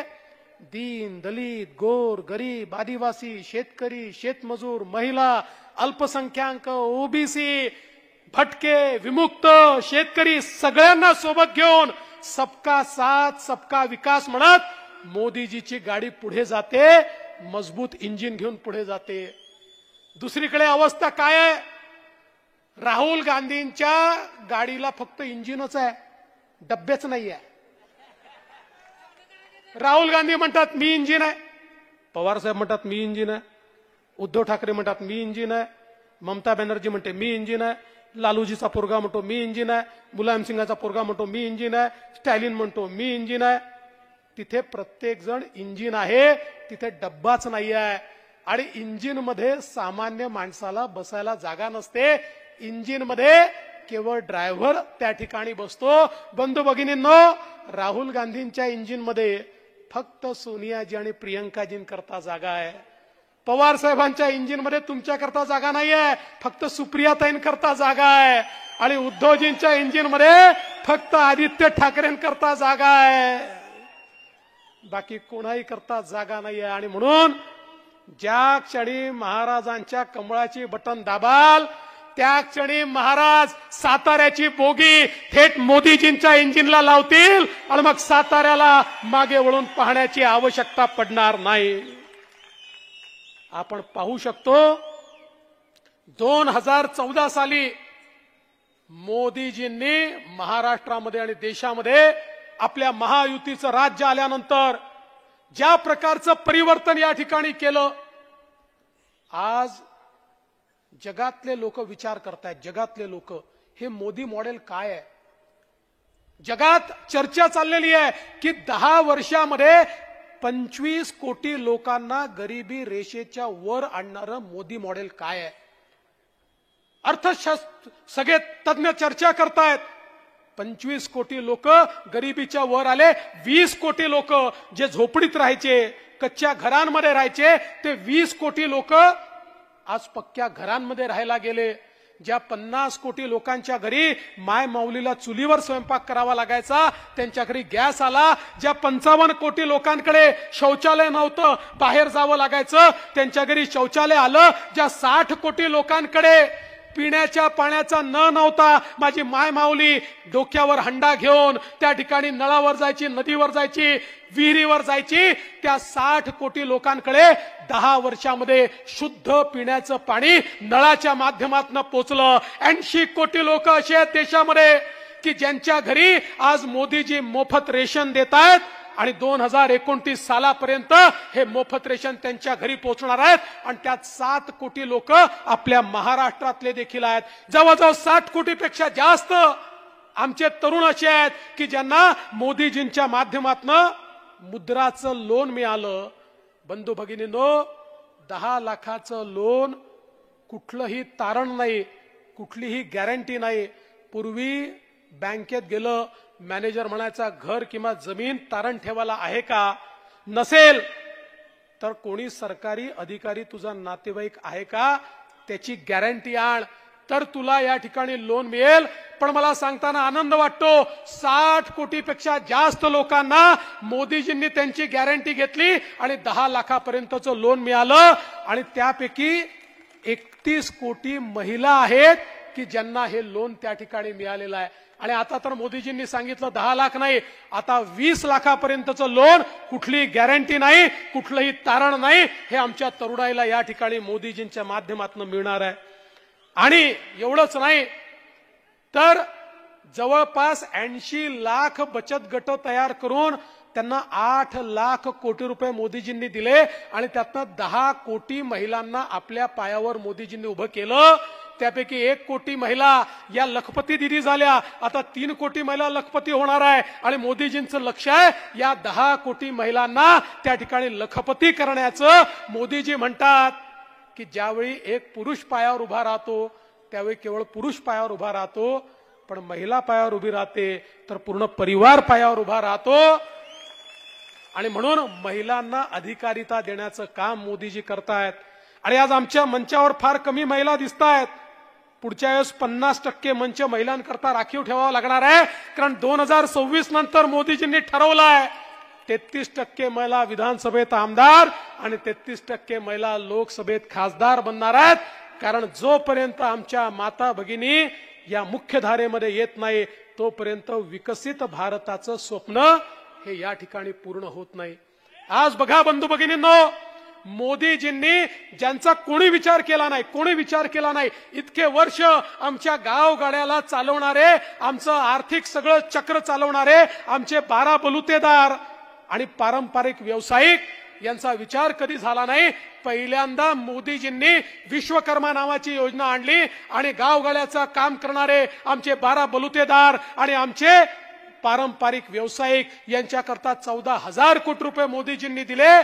त्यांचा व्यवसाय आधुनिक करण्याकरता, त्यांच्या व्यवसायामध्ये नवनवीन गोष्टी आणण्याकरता आणि त्यांचा व्यवसाय हा गावापुरतं मर्यादित न ठेवता तो लोकल नाही तर तो ग्लोबल कसा करता येईल, त्यांच्या पुढच्या पिढ्यांना हा पारंपरिक व्यवसाय सोडून नोकरीत जाण्याच्या ऐवजी त्याच पारंपरिक व्यवसायातनं 4 पैसे कमावून मोठं कसा होता येईल अशा प्रकारची योजना मोदीजींनी त्या ठिकाणी आणली. आज आमच्या अनुसूचित जातीच्या तरुणाई करता स्टँडअप सारखी योजना आणली आणि त्या योजनेच्या माध्यमातून मोदीजींनी प्रत्येक बँकेच्या प्रत्येक ब्रँचला अनुसूचित जातीच्या मुलांना लोन देऊन उद्योजक करावंच लागेल, नाहीतर त्या बँकेचा लायसन्स कॅन्सल होईल म्हणून सांगितलं. आज लाखो अनुसूचित जातीचे लोक हे त्या ठिकाणी उद्योजक झाले आहेत. आमच्या आदिवासी समाजाकरता मोदीजींनी त्या ठिकाणी आपल्याला कल्पना आहे 24,000 कोटी रुपयाची योजना आणली. आणि सगळ्यात महत्वाचं, कारण सैनिकांचा जिल्हा आहे, वर्षानुवर्ष आमचे सगळे सैनिक म्हणायचे 1 रँक 1 पेन्शन आला पाहिजे आणि सरकार सांगायचं त्याच्याकरता 50,000 कोटी रुपये लागतील, आम्ही ते करू शकत नाही. मोदीजींनी सांगितलं 1 रँक 1 पेन्शन देणार, 1 रँक 1 पेन्शन दिली, 50,000 कोटी रुपये आमच्या सैनिकांना त्या ठिकाणी देण्याचं काम हे मोदीजींच्या माध्यमातून झालं. आज आपण बघा आमच्या शेतकऱ्यांकरता मोदीजींनी एकीकडे सिंचनाचं काम एवढा मोठ्या प्रमाणात झालं. आज आपण पाहू शकतो ज्यावेळी 2014 साली महाराष्ट्रामध्ये सरकार आलं आणि हे सरकार आल्यानंतर आम्ही मोदीजींकडे गेलो, त्यांना सांगितलं अनेक प्रकल्प या ठिकाणी रिकामे पडले आहेत, कोरडे पडले आहेत, अर्धवट पडले आहेत, मोदीजी आम्हाला पैसा हवाय. मोदीजींनी सांगितलं चिंता करू नका, या महाराष्ट्राला 26,000 कोटी रुपये एका योजनेत, 24,000 कोटी रुपये दुसऱ्या योजनेत, 50,000 कोटी रुपये हे मोदीजींनी दिले. मला सांगताना आनंद वाटतो, एकट्या सातारा जिल्ह्यामध्ये 5 वर्षामध्ये आम्ही 48,000 हेक्टर जमीन ही त्या ठिकाणी सिंचनाखाली आणली. उरमोडी सारखा प्रकल्प हा बळीराजामध्ये त्या ठिकाणी घेतला. प्रधानमंत्री कृषी सिंचन मध्ये धोम बलकवडी, ताराळी, वांग, मोरणा, कुडाळी ही सगळी योजना त्या ठिकाणी घेतली. जे कटापूर असेल, वसना वगणा असेल, या योजना आपण त्या ठिकाणी घेतल्या. टेंबू सारखी योजना आपण त्या ठिकाणी घेतली. वेगवेगळ्या प्रकारच्या सगळ्या योजना. दादा तुम्हाला माहिती आहे, तुम्ही फार त्याच्यामध्ये तुमच्या भागामध्ये पाणी पोहोचवलेलं आहे आणि म्हणूनच लोकांनी तुम्हाला पाणीदार केलं आणि दुसऱ्याला घरी बसवलं, ज्याला आता महाराज पुन्हा घरी बसवणार आहे. या सगळ्या योजना या ठिकाणी का होऊ शकल्या? मोदीजींना शेतकऱ्याची चिंता होती. विचार करा, 15 वर्ष सरकार होतं, त्या सरकारमध्ये आपल्याला काय सांगितलं जायचं? इकडच्या लोकांना सांगितलं जायचं विदर्भाचा अनुशेष आहे म्हणून तिकडे पैसे देतोय, तिकडच्या लोकांना सांगायचं इकडे पैसे देतोय, ना इकडे मिळायचे ना तिकडे मिळायचे. आम्ही सांगितलं विदर्भातही काम करून दाखवू आणि पश्चिम महाराष्ट्रातही काम करून दाखवू. सातारा, सांगली आणि सोलापूरच्या दुष्काळी भागामध्ये आज पाणी पोचत आहे, कारण या ठिकाणी मोदीजी होते, मोदीजींचा आशीर्वाद आपल्या पाठीशी होता. आज बंधू भगिनींनो, आमच्या ऊसाच्या शेतकऱ्यांकरता ज्यावेळी मोदीजी प्रधानमंत्री झाले, जाणते राजे म्हणाले होते, अरे मोदींना ऊसातलं काय कळतं, यांना साखर कारखानदारीतलं काय कळतं. पण आज ऊस कारखानदारीतल्या कुठल्याही व्यक्तीला विचारा, तो सांगेल ऊस कारखानदारी करता आणि ऊसाच्या शेतकऱ्याकरता जेवढे निर्णय नरेंद्र मोदीजींनी घेतले यापूर्वीचं कुठलंही सरकार घेऊ शकलं नव्हतं. 340 रुपयांनी FRP वाढवली, त्या ठिकाणी साखरेची मिनिमम सप्लाय प्राइस तयार केली आणि त्या माध्यमातून साखरेचे भाव पडणार नाही आणि शेतकऱ्यांना त्या ठिकाणी FRP मिळेल, चांगला भाव मिळेल. हे मोदीजींनी करून दाखवलं. इथेनॉलची पॉलिसी आणली, इथेनॉलच्या माध्यमातून साखर कारखाने उभे राहिले पाहिजेत आणि तो पैसा देखील आमच्या शेतकऱ्यांना मिळाला पाहिजे, हे मोदीजींनी करून दाखवलं. आणि सगळ्यात महत्वाचं काही असेल, वर्षानुवर्ष त्या ठिकाणी शेतकऱ्यांच्या डोक्यावर टांगती तलवार होती. ऊसाची FRP दिल्यानंतर कायद्याने जास्तीची FRP दिली म्हणून इन्कम टॅक्स लागला होता. इन्कम टॅक्स महाराष्ट्रामध्ये 10,000 कोटी रुपयाचा इन्कम टॅक्स होता. सातत्याने नोटिसा यायच्या, कारखान्यांना यायच्या, तुम्ही शेतकऱ्याकडनं पैसा वसूल करा आणि आम्हाला इन्कम टॅक्स भरा. मला आठवतं त्या ठिकाणी मनमोहन सिंगजी प्रधानमंत्री होते. किमान 5 वेळा शरद पवार साहेब डेलिगेशन घेऊन गेले आणि सगळ्यांना सांगितलं आता आपण जाऊ आणि हा इन्कम टॅक्स रद्द करून आणू. 5 वेळा लोक गेले, प्रत्येक वेळी आश्वासन मिळालं. ते जायचे, अर्थमंत्र्याला भेटायचे, प्रधानमंत्र्याला भेटायचे, फुटकी कवडी देखील त्यातनं रद्द झाली नाही. उलट शेवटी कारखानदार हायकोर्टात गेले, हारले, सुप्रीम कोर्टात गेले, हारले. शेतकऱ्याकडनं इन्कम टॅक्स वसूल करण्याची वेळ आली होती, ना तर कारखाने बंद पडले असते. आम्ही मोदीजींकडे गेलो, मोदीजींना परिस्थिती सांगितली. एका झटक्यात मोदीजींनी सांगितलं की आपल्याला हे करावं लागेल. अधिकाऱ्यांना बोलवलं, अमित भाई शाह सहकारिता मंत्र्यांना बोलवलं, त्या ठिकाणी सगळे अधिकारी आले. अधिकाऱ्यांनी सांगितलं साहेब असं आजपर्यंत झालं नाही, मागच्या तारखेचा 10-20 वर्षाचा इन्कम टॅक्स आहे, तो आज आपल्याला रद्द करता येत नाही, हे कायद्यात बसत नाही. त्यावेळी मोदीजींनी सांगितलं अरे कायदा शेतकऱ्यांकरता मोडावा लागला तरी मोडू, नवीन कायदा त्या ठिकाणी तयार करू. आणि बंधू भगिनींनो, मोदीजींनी 10,000 कोटी रुपयाचा आमच्या शेतकऱ्यांवर इन्कम टॅक्स रद्द करून टाकला आणि शेतकऱ्यांना दिलासा दिला. आज माझा सवाल आहे, त्यांना विचारा जे विचारत होते, मोदीजींना उसातलं काय समजतं? जे मोदीजींना समजलं ते तुम्हाला वर्षानुवर्ष समजलं नाही. मोदीजींना सामान्य शेतकऱ्याची नाडी समजली, त्याचं स्पंदन समजलं, त्याचं रुदन समजलं, त्याचं हृदय समजलं आणि म्हणून मोदीजी या ठिकाणी अशा प्रकारचा निर्णय घेऊ शकले. आणि म्हणून बंधू भगिनींनो, ही साधी निवडणूक नाहीये, देशाची निवडणूक आहे. आज देशामध्ये एक मजबूत नेतृत्व हवंय. आज आपलं नेतृत्व वैश्विक नेतृत्व आहे. मी तुम्हाला विनंती करतो, तुम्ही आठवा तो काळ, ज्या काळामध्ये कोविड होता, नातेवाईकांना भेटण्याची चोरी होती.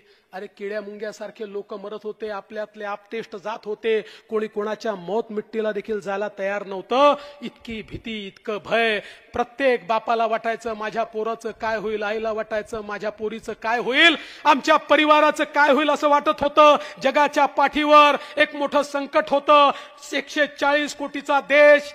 लोक म्हणायचे, जगातले एक्सपर्ट म्हणायचे की भारतामध्ये 40-50 कोटी लोक तरी मरतील, त्यांना कोणीच वाचवू शकत नाही.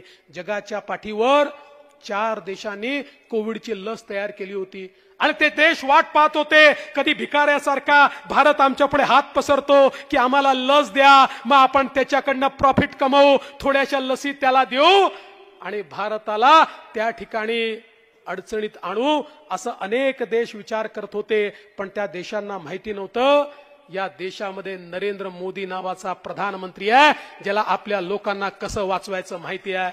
मोदीजींनी शास्त्रज्ञ जमा केले, त्यांना सांगितलं काय मटेरियल पाहिजे सांगा, तुम्हाला काय पैसा पाहिजे तो सांगा, तुम्हाला काय व्यवस्था पाहिजे त्या सांगा. आणि सातत्याने त्यांच्या पाठीशी उभं राहून जगातला 5वा देश हा भारत झाला, ज्याने आपल्या देशात लस तयार केली. 140 कोटी लोकांना 2 वेळा लस त्या ठिकाणी टोचण्याचं काम हे मोदीजींच्या नेतृत्वात झालं. एक पैसा कोणाला द्यावा लागला नाही. भारतामध्ये आज आपण वाचलो त्या लसीमुळे वाचलो. बंधू भगिनींनो, ती लस नसती तर भारताची काय अवस्था झाली असती. पण केवळ भारतापुरतं मर्यादित नाहीये. मला आपल्याला सांगितलं पाहिजे, मी मॉरिशसला गेलो होतो.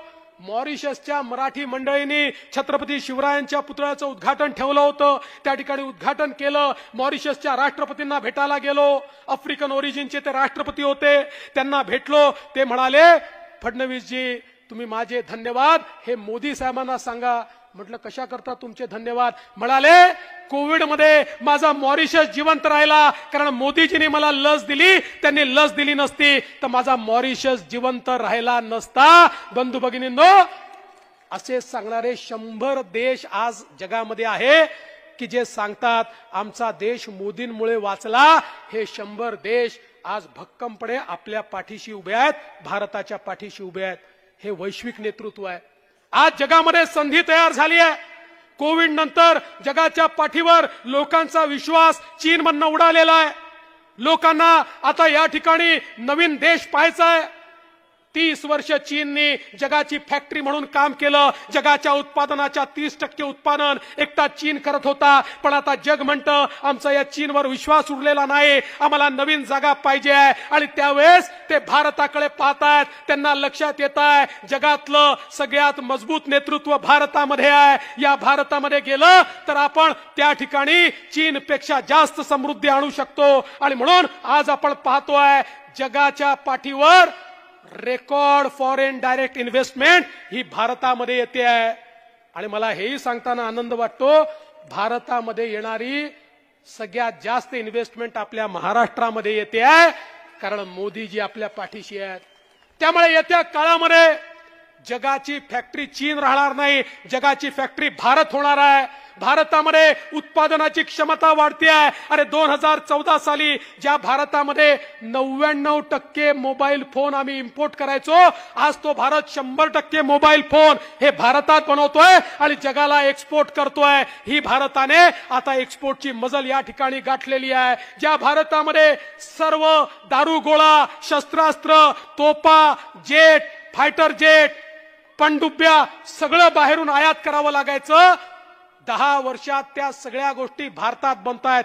फायटर जेटही भारत बनवतोय, फायटर हेलिकॉप्टरही भारत बनवतोय, पाणबुडी देखील भारत बनवतोय, तोफाही भारत बनवतोय. अरे एवढंच काय, आता या भारताने अग्नि मिसाईल तयार केलं. 7000 किलोमीटर दूर कुठेही शत्रूचं ठाणं असेल, भारतातनं अग्नि मिसाईल दागलं की थेट ते ठाणं त्या ठिकाणी नेस्तनाभूत करू शकतं. अशा प्रकारचं अग्नि मिसाईल जे केवळ त्या ठिकाणी अमेरिका, रशिया आणि चीनकडे आहे, आता ते अग्नि मिसाईल भारताकडे देखील आहे. हे भारताने केलेली प्रगती आहे. हा आत्मनिर्भर भारत आहे. हा भारत या ठिकाणी आत्मविश्वासाने उभा असलेला भारत आहे. आणि म्हणून बंधू भगिनींनो, भारताकडे वाकडी नजर करून पाहण्याची कोणाची हिंमत नाही आहे. अरे तुम्ही आठवा तो काळ, ज्या काळामध्ये या भारतामध्ये, मुंबईमध्ये, पुण्यामध्ये बॉम्बस्फोट व्हायचे. काय करायचं आमचं सरकार? बॉम्बस्फोट झाला की आपलं सरकार त्या ठिकाणी पाकिस्तानचा निषेध करायचं, तो पुन्हा बॉम्बस्फोट करायचा, मग तीव्र निषेध करायचे, मग तो पुन्हा बॉम्बस्फोट करायचा, मग अतितीव्र निषेध करायचे, मग तो पुन्हा बॉम्बस्फोट करायचा. हे अमेरिकेत जायचे, अमेरिकेच्या राष्ट्रपतीला म्हणायचे बघा बघा तो पाकिस्तान आमच्याकडे येतो, बॉम्बस्फोट करतो, तुम्ही त्याला समजवा. बंधू भगिनींनो, मोदीजी देशाचे पंतप्रधान झाले, आपल्या देशामध्ये बॉम्बस्फोट केला, मोदीजींनी सोडलं नाही, अमेरिकेकडे गेले नाही, थेट पाकिस्तानमध्ये घुसून सर्जिकल स्ट्राईक केला, एअर स्ट्राईक केला आणि आतंकवाद्यांना मारलं. माझा तुम्हाला सवाल आहे, सांगा 2019 नंतर पाकिस्तानच्या बापाची तरी हिंमत झाली का भारतामध्ये बॉम्बस्फोट करण्याची? एकही बॉम्बस्फोट या भारतात कोणी करू शकलं नाही. आता पाकिस्तान असो, चीन असो, कोणी वाकडी नजर करून आपल्याकडे पाहू शकत नाही. बंधू भगिनींनो, माननीय मोदीजींनी काय सांगितलं? मोदीजींनी सांगितलं पिछले 10 साल ये तो ट्रेलर था, असली पिक्चर अगले 5 साल में हमको देखना है. मोदीजींनी सांगितलं. काय म्हणाले मोदीजी? मोदीजी म्हणाले हो मला 3ऱ्यांदा प्रधानमंत्री व्हायचं आहे, पण 3ऱ्यांदा प्रधानमंत्री होत असताना माझी प्रेरणा ही या ठिकाणी छत्रपती शिवाजी महाराज आहेत. कारण मोदीजी म्हणाले छत्रपती शिवाजी महाराजांनी राज्याभिषेक केला, तो सगळ्या जगाला दाखवण्याकरता हिंदवी स्वराज्य स्थापन झालाय, रयतेचं राज्य स्थापन झालाय. पण एकही दिवस ते सिंहासनावर बसले नाही. दुसऱ्या दिवशी घोड्यावर मान ठोकली आणि पुन्हा लढायला निघाले, स्वराज्याच्या विस्ताराकरता निघाले. तशाच प्रकारे छत्रपती शिवाजी महाराजांचा आशीर्वाद घेऊन या ठिकाणी मला तिसऱ्यांदा बसायचं आहे, या भारताला एक समृद्ध भारत तयार करण्याकरता. आणि बंधू भगिनींनो, या ठिकाणी समृद्ध भारत तयार करण्याकरता ज्यावेळी मोदीजी तिसऱ्यांदा शपथ घेण्याकरता त्या ठिकाणी असतील, त्यावेळी साताऱ्याची शान असलेले बंधू भगिनींनो, या साताऱ्याचा अभिमान असलेले छत्रपती उदयन महाराज हे देखील त्यांच्या सोबत तिथे दिसले पाहिजे. आमच्या पवार साहेबांचा दुटप्पीपणा बघा. कोल्हापूरला जातात आणि त्या ठिकाणी सांगतात शाहू महाराजांच्या विरुद्ध तुम्ही उमेदवार उभा केला, किती चुकीचं आहे, त्यांना तुम्ही त्या ठिकाणी निर्विरोध द्यायला पाहिजे होतं. मग हे महाराज नाहीत का? हे तुम्हाला का नाही आठवलं? जर तुम्हाला तिथे आठवतं तर इथे तुम्ही म्हणायला पाहिजे होतं, ठीक आहे, या ठिकाणी या गादीचा मान आहे, छत्रपती उदयन महाराज उभे आहेत, मी उमेदवार उभा करणार नाही. पण तुम्ही उमेदवार उभा केला आणि तोही असा उमेदवार उभा केला ज्यांनी शौचालयातही पैसे खाल्ले. अरे महाराजांच्या विरुद्ध उमेदवार उभा करायचा तर तोडीचा उमेदवार उभा केला पाहिजे होता.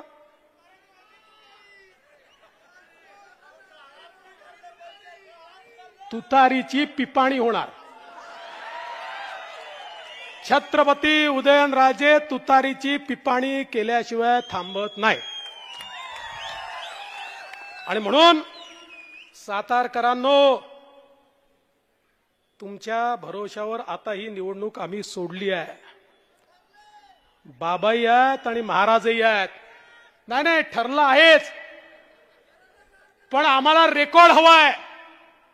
या ठिकाणी ही दोन नेते मंडळी असताना सातारकरांनी असा रेकॉर्ड तयार केला पाहिजे की उभ्या देशाला समजलं पाहिजे छत्रपती शिवरायांच्या भूमीचा हुंकार हा देशाचा हुंकार झाला पाहिजे.